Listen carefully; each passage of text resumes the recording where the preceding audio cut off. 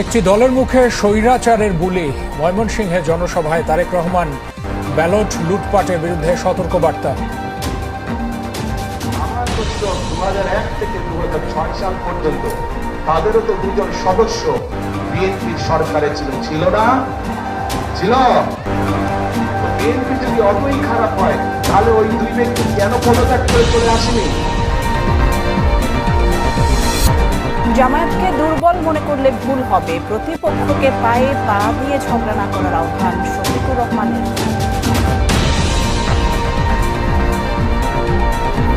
আমরা কারো পায়ে পাড়া দিয়ে ঝগড়া বাঁধাতে চাই না, কিন্তু কেউ ঝগড়া বাঁধাতে আসলে ছেড়ে দেওয়া।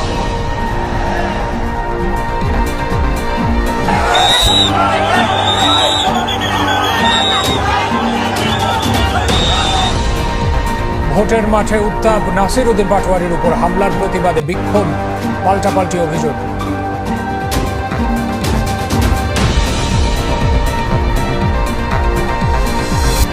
নির্বাচনের পর দিন হতে পারে ফলাফল। পোস্টাল ভোট দিতে ইনু মেনন সহ কারাবন্দী বা সাবেক এমপি মন্ত্রী নিবন্ধন।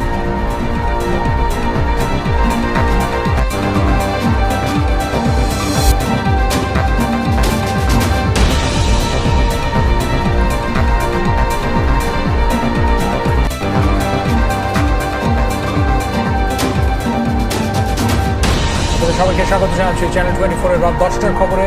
শুনছিলেন সিলন ফ্যামিলি ব্লেন্ড টিস্যু। পুরো খবর সাথে আমরা দুজন, আমি রহমান এবং আমি